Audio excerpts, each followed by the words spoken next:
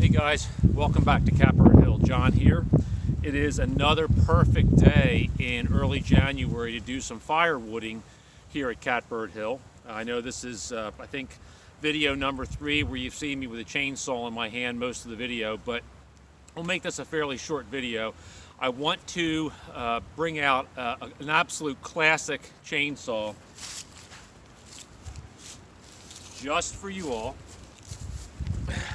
The Stihl 044 with a 3/4 wrap handle.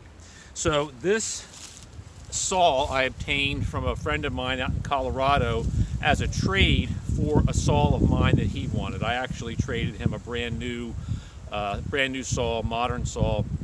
He had this, he had restored it, has all new carb kit, fuel line, fuel filter. The one thing that I've been playing with since I started this saw up this afternoon, this is the first time I've actually run the saw today since I got it from him months ago, is the tuning. He lives in Colorado, high elevation, and we're here in southeastern Pennsylvania, basically at about sea level, maybe a couple hundred feet above sea level at the most. And so the tuning is going to be different. So I've spent about half an hour trying to play with the tuning a little bit and get the carb tuned a little bit better, a lot better actually than it was running when I first started it today. So I may still have to play with that again a little bit, but this will be the first full tank full of fuel that I'm going to run through it. And we're working on that same pile of wood.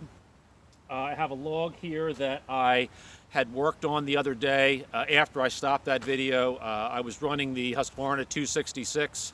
I just ran it dry, ran all the fuel out of it as I like to do with all my saws before I store them. And I did not go all the way through this log, so I've got to make some finish cuts, and then we'll do a few other logs up here.